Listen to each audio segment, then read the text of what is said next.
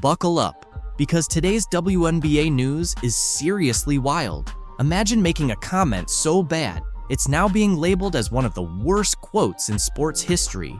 Yep, that's what went down when Chennedy Carter had a complete meltdown after Caitlin Clark was named to the first team All-WNBA and won Rookie of the Year. But here's the kicker, Clark didn't fire back with words. She let her game do all the talking, and trust me, you won't believe how she responded. So get comfortable, because we're diving into everything. From Carter's outburst to Clark's stunning response. Caitlin Clark's rookie season? Absolutely legendary. She earned her spot on the All-WNBA first team and took home Rookie of the Year honors. But, of course, not everyone was cheering her on. Chennedy Carter, for example, wasn't exactly thrilled. She practically lost it when Clark's name was mentioned for the big awards. And while Clark's stats are beyond impressive, what really turned heads was how she handled all the drama.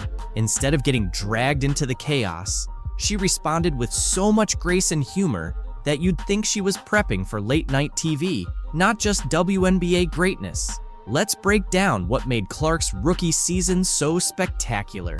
She wasn't just good, she was unbelievable, averaging 24 points and 8.5 assists per game since August. That's superstar level, no doubt. But wait, there's more. She didn't just win Rookie of the Year, she won it unanimously every single vote. It's like a popularity contest, but with actual skills to back it up. And as if that wasn't enough, she also made the All-WNBA first team as a rookie.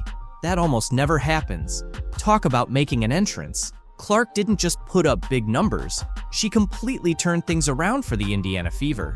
They went from barely hanging on to becoming legit playoff contenders. Honestly, no one saw that coming. How does one rookie change the game for an entire team? That's exactly what we're about to dive into.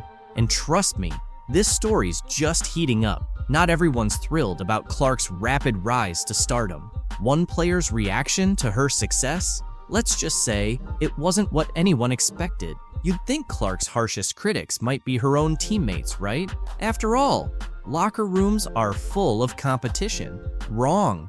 The most intense criticism actually came from someone who's never even played against her. And let me tell you, this one didn't just miss. It backfired big time. Enter Chennedy Carter, a WNBA player who decided to throw some serious shade at Clark. Carter didn't just question Clark's skills. She went straight for the jugular, saying, besides three-point shooting, what else does she bring to the table? Hold up, that's like saying, besides saving the world, what else does Superman do? It was a pretty wild take, and fans weren't having it. Carter's comment didn't just fall flat. It sparked a huge backlash. Fans, analysts, and basketball experts all fired back, calling Carter out as a hater and even questioning her basketball IQ. It was like she tried to nail a buzzer beater, but ended up tossing the ball into the stands. Major fail. Now maybe you're thinking, did Carter have a point? Was there something behind her criticism? Well, the answer came quickly, and it was a big no. Clark didn't bother with a war of words. Instead, she responded in the best way possible by showing everyone what she's made of on the court. Shortly after Carter's comment, Clark made WNBA history by becoming the first rookie to record a triple-double, 19 points, 13 assists, and 12 rebounds. That's not just a good game, that's a sit-back-and-watch-me level of performance. And Clark didn't stop there. She kept leading her team, consistently racking up assists, and turning heads every time she played. The Indiana Fever transformed from a struggling squad into a must-watch team, with some even saying Clark was putting the WNBA back on the map. She was making people pay attention to women's basketball in ways that hadn't been seen in years. What really sets Clark apart, though, isn't just her skills, it's the way she handled the whole situation. After her record-breaking triple-double, she didn't fire shots back at Carter. No gloating, no snarky social media posts. Instead, she took the high road and thanked her teammates for their support. That's not just good sportsmanship, it's pure class and leadership. Meanwhile, everyone was anticipating a comeback from Clark toward Carter. They expected some trash talk, a clever quip, or something to stir the pot. But nope, Clark was focused on business. Instead of diving into any drama, she took to the court and dominated once again. Just look at her game against the Dallas Wings, where she effortlessly scored 35 points and led the league in assists, like it was just another day at the office. Talk about letting her performance speak for itself. Clark's coach, Christy Sides, wasn't shy about her faith in Clark either. After watching her play, she confidently stated that Clark should be taking at least 15 shots per game. That's not just trust. That's building an entire game plan around a rookie. How many rookies get that kind of responsibility right off the bat? Not many. But while the drama between Carter and Clark was stealing headlines, Clark was busy doing what she does best, playing basketball and leading her team. After each significant game and every record she broke, Clark consistently credited her teammates. She didn't hog the spotlight, she shared it. That kind of humility from a rising star is truly rare. And it's not just about her leadership on the court. Clark has single-handedly changed the narrative around women's basketball. No one is asking what she can't do anymore. Instead, people are talking about how she's revolutionizing the game. She's drawing in new fans, inspiring young players, and bringing a fresh wave of excitement to the WNBA. Caitlin Clark, remember that girl, that superstar playing for Iowa that ended up going to the Final Four? She's got one of the hottest selling jerseys in sports, y'all, according to Fanatics, led by the one and only Michael Rubin. The deal is the richest sponsorship contract for a women's basketball player. She deserves it! Caitlin Clark is making waves in women's basketball, breaking NCAA scoring records left and right, and she's become the talk of the town. It feels like she burst onto the scene and instantly became the most exciting name in the sport. And get this, Nike just signed her for a whopping $28 million deal. That's right, $28 million. But here's the strange part. Where's her signature shoe? With all that cash and buzz, you'd expect to see Caitlin Clark sneakers everywhere. But there's nothing yet. And believe me, there's much more to this situation than just a delay in footwear. Behind the scenes, there's a major showdown happening among top players in sports marketing, all trying to figure out how to best handle Clark's rise. It's like a strategic game of chess, but instead of pieces like pawns and knights, we've got shoes and contracts, with the future of women's sports marketing hanging in the balance. Now, picture yourself at Nike.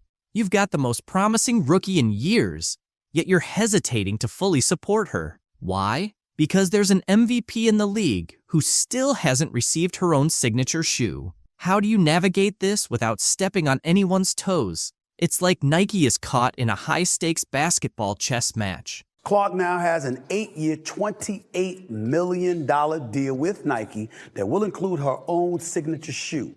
Caitlin Clark continues to set the bar when it comes to her impact on female athletics. Go out there, compete with her, try to bust her up if you want to, and all of that stuff. Just don't hate on the acclaim that she's getting. On one hand, you have Caitlin Clark, the rookie sensation who's setting the court on fire. On the other hand, there's Aja Wilson, the WNBA MVP who has been dominating the league. Both are phenomenal athletes, but only one can get their signature shoe first. It's a tough call. You'd expect Nike to rush out Clark's shoe, especially after signing her to a $28 million deal. But here's the twist. They're holding back. Why? It all comes down to balance. Launching Clark's shoe before Wilson's could stir up some serious drama within the Nike family. They find themselves stuck between a rock and a hard place. They want to take advantage of Clark's immense popularity, but they can't overlook Wilson's status as the reigning MVP. It's a tricky situation, and Nike is doing its best to avoid any missteps. Now, here's where it gets intriguing. An insider revealed that Nike's strategy has shifted. They used to make bold, decisive moves. Remember the just do it days? Now, it feels more like just think about it. They're so focused on managing public perception that they're playing it incredibly safe. This cautious approach isn't just about Clark and Wilson. It's reshaping how brands engage with rising stars in women's sports. Everyone's watching to see how Nike navigates this, and you can bet other companies are taking notes. If Nike gets this right, they could establish a new standard for marketing female athletes. But if they mess it up, it could lead to a major PR disaster. That's why they're treading carefully. However, this cautiousness might be hindering women's sports. Imagine if Nike just went for it and released Clark's shoe, only to have it sell out instantly. That could open the doors for more signature shoes, more endorsements, and increased visibility for the WNBA as a whole. This isn't just about shoes anymore. It's about the future of women's sports marketing. Nike's decision could have a monumental impact on every female athlete out there. Will they play it safe or take a risk? Either way, the outcome will be significant. Now, consider why only 5 WNBA players have signature shoes. 5 in the entire league. That's fewer than the starting lineup of a single team. How is this possible in 2024? It's like women's basketball is stuck in the Stone Age when it comes to footwear. But here's where it gets exciting. Caitlin Clark's shoe could change everything. We're not just talking about another unisex model with a woman's name on it. This could be a game changer. Imagine a basketball shoe designed specifically for a woman's foot. It's not just about aesthetics. It's about enhancing performance. It's surprising to realize that most women's basketball shoes are essentially just smaller versions of men's shoes. However, women's feet aren't merely smaller versions of men's feet. They have a different shape. So why do we expect women to perform at their best in shoes that weren't designed for them? That's where Clark's shoe could make a significant difference. If Nike gets this right, they could establish a brand new standard for women's basketball footwear. We're talking about shoes that fit better, feel better, and might even help reduce the risk of injuries. This isn't just about Caitlin Clark anymore. This could have positive implications for every woman on the court. Plus, the demand is certainly there. When Clark was drafted, her jersey sold out in no time. People are eager for Clark merchandise. If her shoe is successful, it could pave the way for more signature shoes in the WNBA, finally creating a market that truly caters to women basketball players. But this goes beyond just selling shoes. Clark's signature shoe could symbolize growth in women's basketball, sending a message that says, "We see you, we value you, and we're creating products specifically for you." That's a significant step for a sport that has often been viewed as an afterthought. Consider the impact this could have on young girls who play basketball. They wouldn't just be dreaming of playing in the WNBA. They'd be envisioning a future where they have their own signature shoe. This is about representation, inspiration, and demonstrating that women's basketball is a serious. The Indiana Fever delivered an unforgettable game. Picture this. Caitlin Clark, the rookie who's been making waves in the league, played all 45 minutes of a game that went into overtime. Yep, 45 minutes straight. And that's just the start. Clark didn't just lead the Fever to a tough 104-100 win over the Atlanta Dream. She also became the fastest player in WNBA history to hit 300 career assists. But that's not all. Her teammate, Aaliyah Boston, had the best game of her career on the very same night. The first quarter was electric, with the Fever and Dream trading baskets right from the jump. Clark showed she was locked in early, sinking a three-pointer within the first few minutes. Boston gets it back to Clark, sidesteps Howard, she will launch and knock down a three. The Atlanta Dream wasn't backing down, with Rhyne Howard answering back with her own sharp shooting. By the end of the first quarter, the Fever had a narrow 22-21 lead, setting the stage for a closely contested game. In the second quarter, things heated up even more. The Dream, led by Howard and Alicia Gray, pulled ahead by 6 points. But the Fever weren't going down easily. Lexi Hull stepped up, sinking 2 clutch three-pointers to keep them in the fight. Despite their efforts, the Dream managed to take control, going into halftime with a 48-44 lead. If you thought it was intense by then, the third quarter kicked things up a notch. The Dream extended their lead to 16 points, and it seemed like the Fever were losing their grip. But this is where Caitlin Clark and her squad worked their magic. Clark started finding her rhythm, making pinpoint assists and draining crucial shots. Meanwhile, Aaliyah Boston dominated the boards, grabbing key rebounds and converting them into points. By the end of the third quarter, the Fever had cut the lead to just 3 points, with the score at 69-66 in favor of the Dream. The fourth quarter was one of the most thrilling moments of the season. It was a battle between two determined teams. Clark continued to lead the Fever's offense with precision, while Boston was unstoppable around the basket. The game was tied multiple times in the closing minutes. With 18 seconds left, Boston hit a huge shot to tie the game at 90, sending it into overtime. Overtime was pure intensity. Clark and Boston kept up their dominance, but the Dream fought back hard. It was a back-and-forth exchange of baskets right up until the final seconds. In the end, Clark's composure at the free throw line sealed the Fever's 104-100 victory. This game showed just how much the Indiana team is growing, and with the playoffs on the horizon, they're showing some promising signs. What can we even say about Clark that hasn't been said already? Well, here's one for you. She played all 45 minutes of the game. Unreal, right? But the numbers back it up. Clark wrapped up the night with 26 points, 12 assists, and 5 rebounds. That's not just a double-double, it's complete court control. And the biggest highlight? She became the fastest player in WNBA history to hit 300 career assists. We're talking about a rookie shattering records that seemed untouchable. Her court vision is something else. If Clark was the conductor, Aaliyah Boston was the unstoppable force. Boston had the game of her career, dropping 30 points and grabbing 13 rebounds. Another double-double, but more than that, it was pure dominance. She was a force in the paint, turning Clark's assists into easy buckets and creating second chances with her offensive rebounding. Boston was incredibly efficient, hitting 11 out of 16 shots. And let's not forget Kelsey Mitchell. While Clark and Boston were stealing the show, Mitchell quietly had a standout game herself, with 21 points and a solid 50% shooting. She was the quiet but critical third piece of the puzzle, delivering when the Fever needed it most. Mitchell showed why she's one of the top shooters in the league, sinking clutch shots to help seal the victory.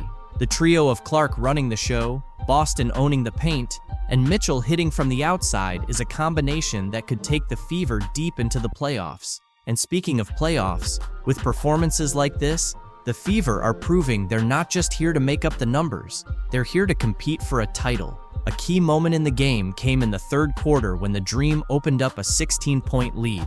That could have been the moment many teams threw in the towel, but not the Fever, and definitely not Clark. She kicked off a series of plays that completely turned the game around. She drained a three-pointer and followed it up with 2 quick assists to Boston. Just like that, the 16-point gap started to shrink. This was where Clark's championship mentality really showed. She didn't just rack up points, she elevated the play of her whole team. This game summed up the Fever season. Flashes of brilliance, some adversity, and overcoming challenges. But most of all, it showcased the heart and determination of this young squad. If Caitlin Clark is the star of the WNBA, things are about to get tough for the league once she's out of the playoffs. The reality is, the WNBA is in for a wake-up call. When Clark was out, ratings plummeted from 1.8 million viewers to just 161,000. Definitely concerning for Kathy Engelbert and the league. Clark's presence this season boosted everything: merchandise, ticket sales, and TV viewership. The Indiana Fever, once barely relevant, became playoff contenders, and her games consistently sold out. But now, here's the issue. Without Clark, the WNBA is struggling. Not a single playoff game has even reached 500,000 viewers in her absence. Without her star power, the league is left facing empty arenas and tanking ratings. It's become clear they put all their hopes on Clark, and now they're feeling the effects. Clark's influence extended beyond just the Fever. She set records in points, assists, and triple-doubles, and her energy lifted the whole league. Attendance shot up by 156%, TV ratings nearly tripled, and merchandise sales skyrocketed. She even drew in fans who had never paid attention to women's basketball before. But now that she's out, the league is facing a tough reality. Remember those packed arenas for her games? Without her, the venues are half full, and the excitement is gone. Even the top teams can't pull in 500,000 viewers. The WNBA is staring down not just a major drop in fan engagement, but a financial loss too. The NBA pours $200 million into the WNBA every year just to keep it going. But compared to the NBA's $3 billion in revenue, the WNBA's earnings are minimal. What's even more shocking is that the league hasn't properly marketed Clark. There have been no big commercials or major marketing campaigns. It's like they're hiding their biggest asset. So what happens now? The WNBA needs to develop more stars, build rivalries, and create storylines that don't rely entirely on Clark. The league can't sit around waiting for the next big name to show up and save them. It's time for change, and fast. Can the WNBA survive without Caitlin Clark? Or is this the start of a serious decline for women's pro basketball? The Indiana Fever is turning up the heat, and it's not just because they're pushing for a playoff spot. NaLyssa Smith and Caitlin Clark are caught in a bit of drama that could give your favorite reality shows a run for their money. If you thought The Real Housewives had enough tension, you might want to hear about the brewing rivalry between these two basketball stars. As the Fever gets ready for the playoffs, things in the locker room are getting heated, almost as fast as a three-pointer. NaLyssa, who used to be the face of the team, now feels like she's being overshadowed by the rising star, Caitlin Clark. It's like a sports soap opera playing out right on the court, with a mix of jealousy, competition, and just a hint of shade. So, what's really going on between NaLyssa and Caitlin? Is this a case of jealousy, or is it just good old competitive spirit? Can they work together without it turning into a full-on showdown? Grab your popcorn, because this isn't just about basketball anymore. This is shaping up to be the biggest storyline in the WNBA right now. Anti-white hate towards Caitlin Clark is exactly that. But I could guarantee you if Caitlin Clark would take a knee and she would salute BLM, that all of this might dissipate overnight. But because she has not done that, here we are. Tommy's right. It's not just race, though. It's also sexuality. Caitlin Clark is a white heterosexual woman in a black league, and they resent and are jealous of all of the attention and the shoe deal that she got. Instead of recognizing the truth, which is great athletes who people care about coming into your league really do make everybody more money, and hey, get you charter airplane flights instead of flying commercial. The Indiana Fever locker room is like a pressure cooker about to burst. What was once a place of team unity and support now feels more like a battlefield full of drama. A divide is formed, splitting apart a team that used to be united by a common goal. At the heart of this tension is a rivalry between two of the team's brightest stars. Leading the charge is NaLyssa Smith, the former face of the team, who now finds herself sidelined as the spotlight shifts to a new rising star. But don't count her out just yet. Smith isn't the type to quietly step aside. She's ready to fight her way back into the spotlight, shaking things up and making her presence felt throughout the entire team. Clark off the Smith screen, goes back for Smith, wide open at the foul line, and Smith cashes it. That screen doubled Caitlin. She didn't get phased and gave it up quickly. Will Smith with the steal. Hillman giving chase. Smith to step through and draws the foul. Took the W season off last year. She would certainly love a little bit of consistency. Ooh, NaLyssa Smith. Here in the early going tonight. Yeah, you mentioned a lot of talk of Caitlin. Taylor cut off on the baseline. Smith shot fake the three. Oh, look at the behind the back. And the push shot. Oh, Smith showing off the moves. NaLyssa Smith, such a talented, oh my goodness. About 3 or 4 minute rest. Clark working the baseline. Good ball movement here. Smith is wide open and buries a triple. In the W this season, you saw those numbers there. 3-time Olympic gold medalist, the league MVP, and she looks... This situation goes way beyond a friendly rivalry. It's about identity, pride, and survival in a league where one wrong move could land you on the bench, or worse, sent to another team. As tensions within the Fever continue to rise, there's one big question. Can they survive the storm between Smith and the rookie? What drives Smith to confront the player who's taken her spotlight? Is this the beginning of the end for NaLyssa Smith in Indiana? Or is she gearing up for a comeback worthy of a Hollywood storyline? I think what Caitlin has done for not just college basketball, but for women's basketball, period, I think has been great. The following, people watching the game, sellouts that we haven't seen ever. It just really bothers me, though, when people just take bits and pieces of what they want to take and they don't listen to everything and you don't hear everything. It wasn't personal. One, it was my opinion on how I think she'll be be at the next level, because I do remember me saying that Caitlin, to me, could be the best college shooter I've ever seen. When you put these expectations on these young women in college to go to the next level and be immediately dominant, and when that doesn't happen, then people come back and say, oh, she was a bust, she was a flop, she wasn't that good. Just let them do what they're doing in college, enjoy what they're doing in college, and let them become stars in the WNBA. To really understand how serious this situation is, we have to look back a bit. Smith wasn't just another player on the Fever's roster. She was the backbone of the team. Her rise to stardom wasn't by chance. It was the result of hard work, undeniable talent, and natural leadership that earned her the role as the team's go-to player. She didn't just play basketball. She was shaping the future of the Indiana Fever with every standout performance. The media couldn't get enough of her, and the fans absolutely loved her. She was the total package.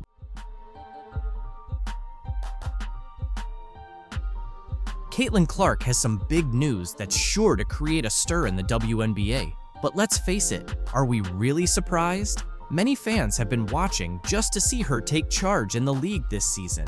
Now, she's made the decision to step away for good, and honestly, who can blame her? She struggled with physical defense she's faced at the professional level and voiced frustration with the league's officiating, recently telling reporters, quote, I feel like I'm getting hammered and everybody is physical with me, and opponents get away with things that other people don't get away with. That's what Caitlin Clark said. From the very beginning, this league didn't truly appreciate her talent. She took a team that had been largely unnoticed for 10 years and led them to the playoffs, set attendance records, increased ticket sales, and made her jersey a top seller. So what did she receive in return? A cheap eye poke, some shoulder hits, a loss by 6 points, technical fouls, unfounded claims of racism, and a label as a rude player. What I am upset about is like, hey man, your meal ticket is under constant attack. There's been dirty plays all season. If that's the kind of treatment you receive for making the league entertaining, I'd walk away too. But do you know what really drove her to this breaking point and led her to announce her decision? What did she say that made it clear she's entirely finished? Let me provide you with all the details. Those guys, they're the racists, when really, y'all are the racists. The people coming up with excuses to hate Caitlin Clark and the new fan base that she brought. You could sense it brewing from a distance. Caitlin Clark's frustration had been accumulating for weeks. However, the tipping point occurred when the Indiana Fever faced a heartbreaking defeat against the Connecticut Sun. She's just not built for the physicality of this league. And she's not quick enough to get away from the physicality. Resulting in their elimination from the playoffs. In a close game that ended with a score of 87-81, Clark played as if everything depended on it, contributing 29 points, 10 assists, and 7 rebounds, essentially trying to shoulder the entire team. But here's the catch. Her teammates appeared to be asleep. While Clark was out there performing like a one-woman army, her team struggled, missing shots and committing rookie errors. This kid's on the wrong team. She's got the wrong skill set to handle the physicality of that league, and she's a rookie. Let's kick things off with Temi Fagbani. Where do I even start? Her performance was nothing short of a disaster. She made some critical errors, including a shot clock violation at a crucial moment when the Fever were trying to gain momentum. When she wasn't just standing around looking confused, she went 0 for 3, practically gifting the ball back to the Sun. Honestly, don't you agree with Gino when he said, "Yeah, but she needs to be on a better team." But hold on, because Victoria Vivians didn't perform any better. As a veteran who should excel under pressure, she instead chose to go missing, scoring only 6 points with a shooting percentage of 2 for 10. Seriously, 2 out of 10? She wasn't just missing, she was clanking wide open opportunities that even I could have made. Then there's Kelsey Mitchell, usually a reliable scorer, who picked the absolute worst moment to disappear. She ended with 9 points on 3 of 12 shooting. For someone who was expected to be one of Indiana's top scorers, she appeared completely lost, hesitating and passing up shots. When she finally did take a shot, they turned into air balls. It was like she had stage fright just when the Fever needed her to step up. Caitlin Clark was assaulted yesterday in her very first playoff game in the WNBA. Watching everything unravel around Clark while she was giving it her all was painful. Each time she made a clutch, three-pointer, or executed an amazing play, her teammates seemed to fumble, handing the ball back to the Sun and giving Clark that helpless look, as if to say, "Oops, my bad." You could see it in her body language. Every missed shot and turnover felt like a punch to the gut. It's not that she didn't show up. She played a full 40 minutes of relentless, high-intensity basketball, pouring everything into the game, and yet it still wasn't sufficient. It's important that we point this out. One of the things that I brought up this morning in talking about Caitlin Clark is that some of the players, you want to use the word jealousy, fine. You want to use the word envy, fine. As the final buzzer went off and Clark stood there with her shoulders slumped, staring at the scoreboard, it became evident that this was more than just a loss. It was a realization, a wake-up call that no matter how hard she fought, how many shots she made, or how many plays she executed, it wouldn't matter without a team that could genuinely support her. This wasn't merely the end of a playoff journey, it signified the end of her patience. If Caitlin Clark is the quote-unquote savior, if she's the golden girl, milk it! Reality is knocking on the door of the porta potty. The truth is finally coming to the light. The same light that is going to be dimming here in about 12 hours when Caitlin Clark is eliminated from the playoff. The entire WNBA was almost in shock when Caitlin Clark revealed her big news. She's not just stepping away from the league, she's moving to Europe. That's correct. The most exciting rookie the WNBA has ever witnessed is packing her bags and saying, "I'm out." Can you really falter after enduring all the relentless pressure, cheap shots, and endless nonsense? Clark has decided it's time to hit the reset button. This announcement came just days after the Indiana Fever's tough playoff exit against the Connecticut Sun. And honestly, it's not unexpected. After elevating her team to relevance without any support, this was bound to happen. There were regular season games this season where Caitlin Clark drew more than 1.8 million viewers. However, I hope Kat Engelbert is ready. Today, we've got some serious drama to break down. The situation between Caitlin Clark and a Connecticut Sun fan has been leaked. And now, Teresa Weatherspoon is the latest coach to lose her job. Let's dive in. First up, let's talk about Caitlin Clark and what went down at the Connecticut Sun game. Even though the Fever season is over and Clark's off the court, the drama isn't cooling down. A lot of WNBA veterans and players are blaming Caitlin Clark's fan base for all the hate that's been going around. But come on, can we really put all of this on Clark's fans? Did you see what happened at the Sun game? It wasn't just a random fan. This guy had media credentials and was harassing Clark from the front row. The whole incident got leaked online, and now we've got more details to unpack. Clark ended up calling out the fan to security after he apparently crossed a line. Fans at the game said the guy didn't just insult her, he allegedly wished she'd fall and break her neck. Then, he went back to his seat and bragged about it to other Sun fans. More people who were there have come forward, saying they overheard some of his comments, and it sounds pretty bad. This situation has sparked a lot of debate online, and there are even rumors that the guy had media access. So far, the WNBA hasn't made a statement, but it's definitely a mess. WNBA commentator Stephen A. Smith called out the racist fan and showed his support for Clark. On the flip side, players like Angel Reese and Brittany Griner have also shared their thoughts. Angel mentioned she's been dealing with harassment from Clark's fans for the past 2 years. Griner, on the other hand, is pushing for the league to take faster action when it comes to toxic fan behavior. Speaking of Angel Reese, let's shift gears. Last night, news dropped that her coach, Teresa Weatherspoon, was fired from the Chicago Sky, and Angel's heartbroken. She tweeted about how much Weatherspoon meant to her, saying she was the only one who believed in her and supported her through a tough time in her life. What do you guys think about all this? The WNBA faced some early controversy just 90 seconds into the first playoff game of 2024 when the Indiana Fever took on the Connecticut Sun in their best-of-3 series. Things escalated quickly when Caitlin Clark, the unanimous Rookie of the Year, ended up with a black eye. The incident happened when Connecticut guard Dejanai Carrington appeared to accidentally poke Clark in the eye. Despite Clark clearly being in pain and falling to the ground, no foul was called, which sparked an outcry from fans on social media. Many accused Carrington of foul play, claiming the move was intentional. Even Barstool Sports founder Dave Portnoy weighed in, tweeting, "Why does the WNBA let players wear gigantic nails if they use them as weapons? We're lucky Caitlin didn't lose an eye. No foul call, and she had to play with one eye the rest of the game." Clark, despite the injury, continued playing, but had one of her toughest games since joining the WNBA. She shot just 3.5%, going 4 for 17 from the field, including 2 for 11 from beyond the arc.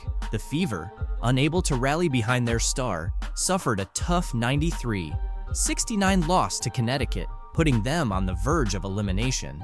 Kelsey Mitchell's 21 points and Aaliyah Boston's 11 rebounds were among the few highlights for Indiana.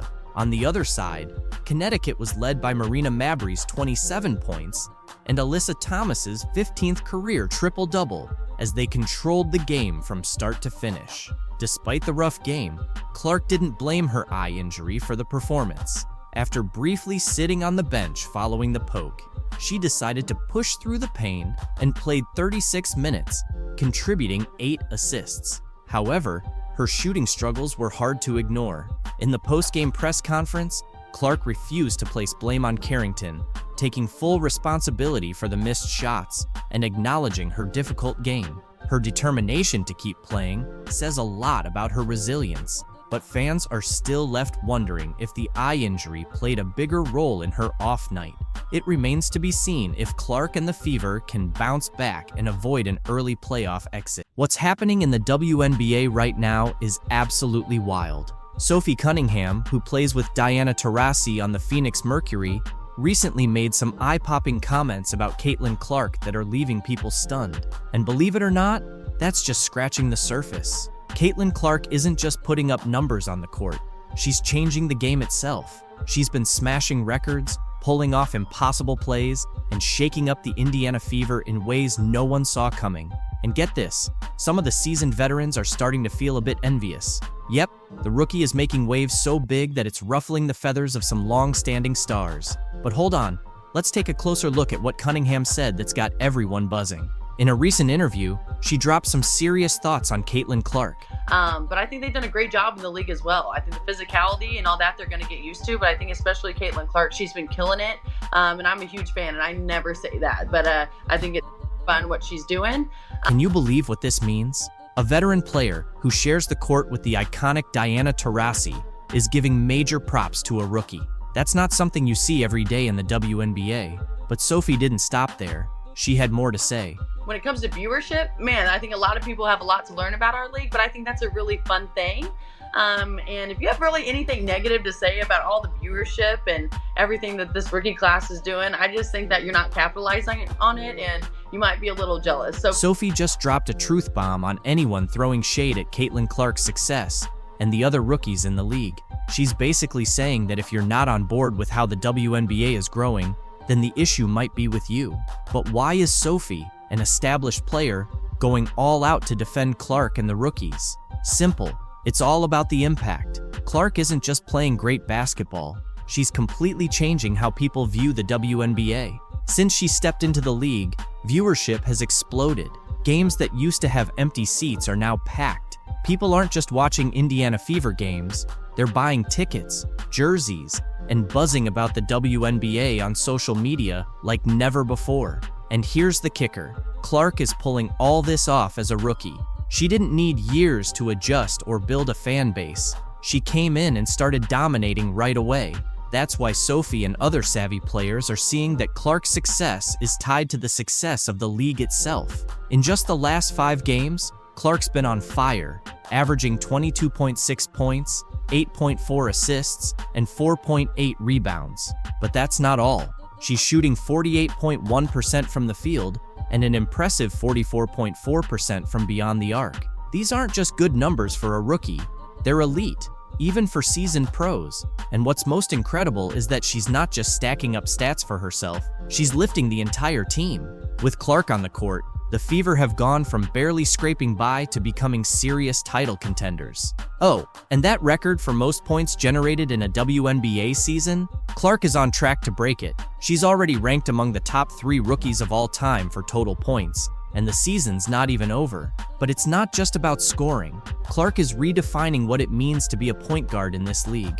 Her assists aren't just routine passes, they're jaw-dropping plays. She's seeing and creating opportunities that leave even the commentators speechless. And here's the wild part. She's doing all of this against defenses that are built specifically to shut her down. Entire teams are shifting their strategies just to contain Caitlin Clark, but she's still out there dominating. That's why veterans like Sophie Cunningham are so impressed. Clark isn't just excelling.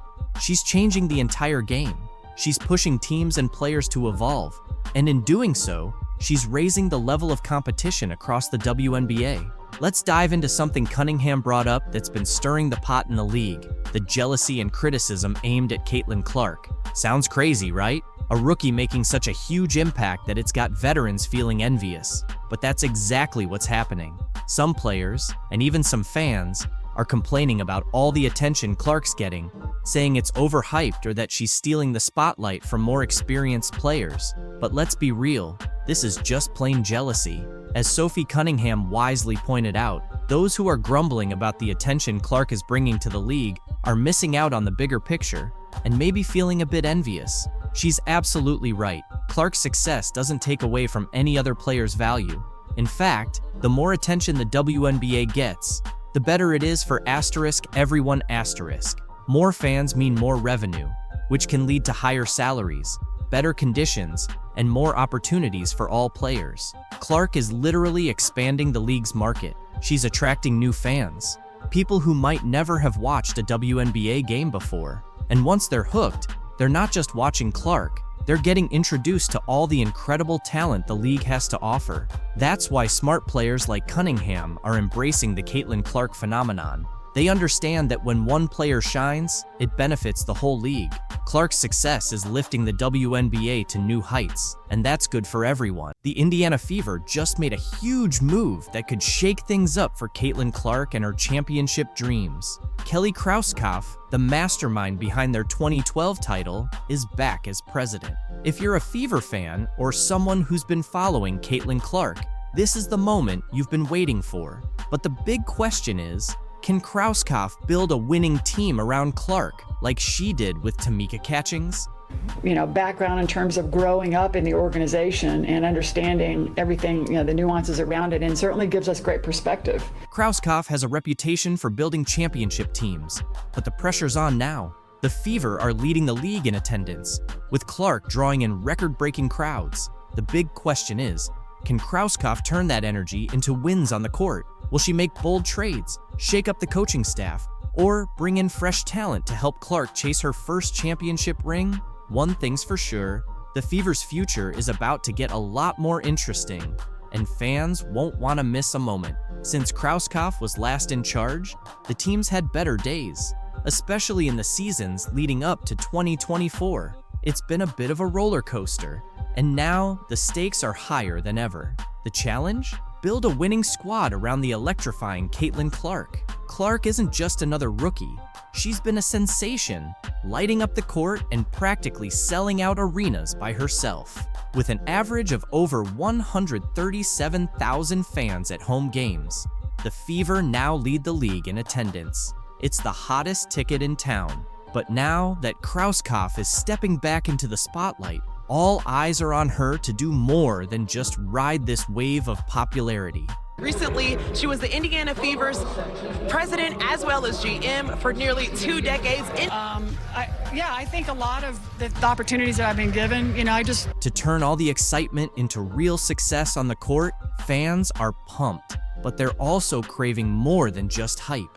They want a championship. So, can Krauskopf build the powerhouse team Clark needs to bring that shiny trophy back to Indiana? No pressure, right? Kelly Krauskopf is back as the Indiana Fever's president, and this isn't just a nostalgic return. It's a massive opportunity for the team's future. With her solid track record of building winning squads, everyone's curious about her next move. Will she shake things up by changing the coaching staff, revamping the roster, or maybe a bit of both? Whatever she does in the coming weeks could either boost Indiana's championship chances, or, well, let's just say it might not be as exciting. Her first big challenge?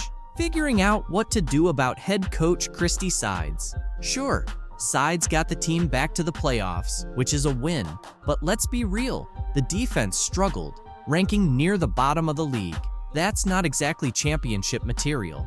Plus, Sides has been leaning hard on her star players, keeping them on the court for long stretches. And some of her in-game decisions, whether it's arguing with refs, protecting players, or calling critical timeouts, have raised eyebrows. There's definitely room for improvement. Krauskopf's got a big decision to make. Stick with Sides and hope things improve, or bring in fresh blood to tighten things up. Either way, it's going to be interesting to see what happens. With Krauskopf's experience, she was the WNBA's first ever director of basketball operations. She's got a serious edge when it comes to team building. She's like the Sherlock Holmes of talent scouting, always finding the right pieces to complete the puzzle. The Fever's roster is already looking bright, with stars like Caitlin Clark, Aaliyah Boston, and Kelsey Mitchell. But even a strong lineup needs a bit more firepower. The team could use a tough, gritty player who isn't afraid to bring some physical defense when things get tough. Krauskopf might have to dig into the free agent market or work some trade magic to find that missing piece. Someone who can bring a little edge and keep the competition in check. And let's be honest, Clark, as amazing as she is, needs a breather sometimes. Finding a solid backup for her is key to keeping the offense running smoothly. Without one, it's like driving a race car without a pit crew. Things could unravel fast. Well, thanks, Gary. And after building the Indiana Fever into one of the WNBA's best franchises, Kelly Krauskopf last December made history by joining the Indiana Pacers as the NBA's first assistant female general manager. Fortunately, Krauskopf's experience with the Indiana Pacers, where she helped build a playoff team, shows she knows how to make smart decisions. She's great at finding players who not only fill in gaps, but also fit seamlessly into the team's culture, like puzzle pieces falling perfectly into place. Now, with Clark's electrifying performance at the center of it all, it's up to Krauskopf to bring in the right supporting players. Everyone's watching to see if she'll pull off some big moves and add a few surprises to the... Will Caitlin Clark come into the WNBA and do what she's doing right now immediately? Absolutely not. Wheels around, evades Van Lith, and drains it. My goodness. Iowa, she did everything. You know, however many shots you want to take, whatever you want to do with the ball, you can do.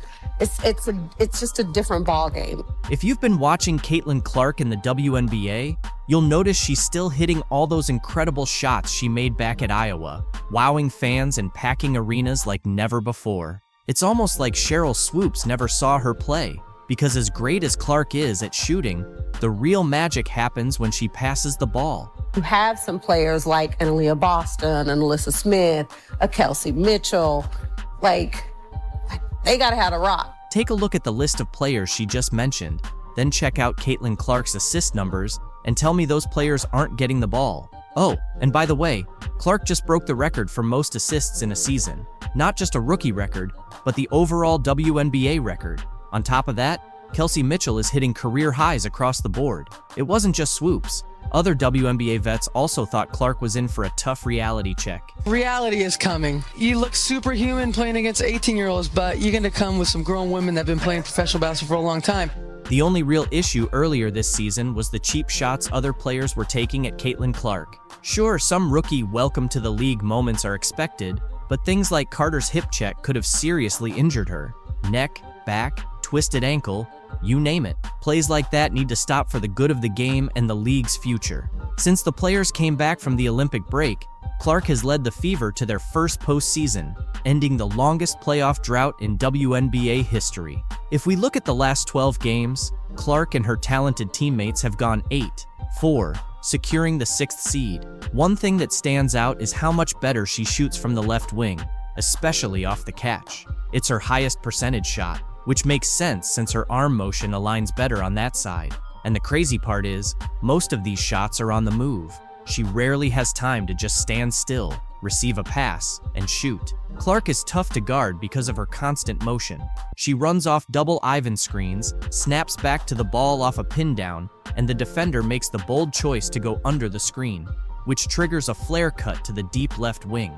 She barely has any space, but still drains the shot. You could see WNBA players wondering why her NCAA opponents weren't guarding her properly.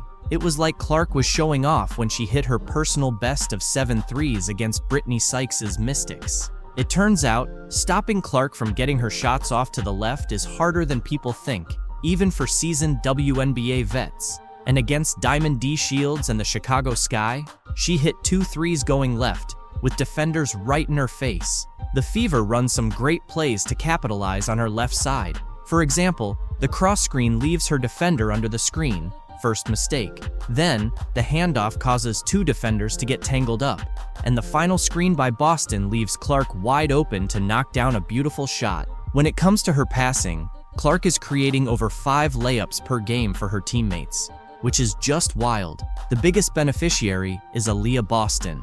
They've got a nice play where Boston slips the ball screen on the left side, then gets a double staggered screen across the lane, allowing Clark to deliver a perfect pass for an easy bucket.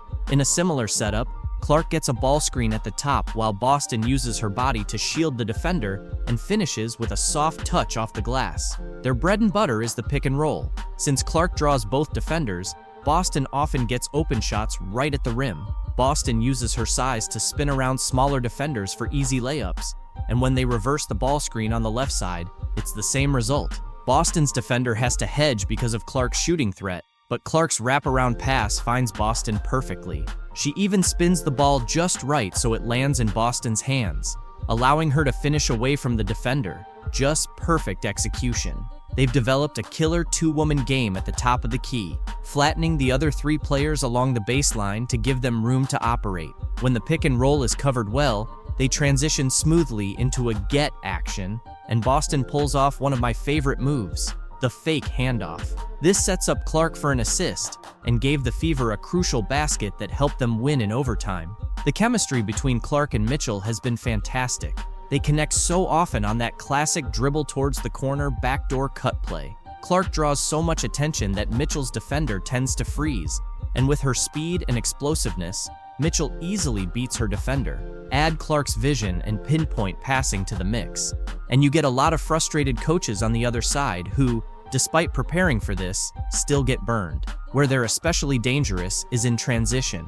Mitchell is one of the fastest players in the league, and if the defense doesn't hustle back early, Clark is going to find her with one of those signature 50-foot passes for easy layups. Putting pressure on the defense early like that also softens it up, making it easier for Clark to get into her deep shooting game with less resistance.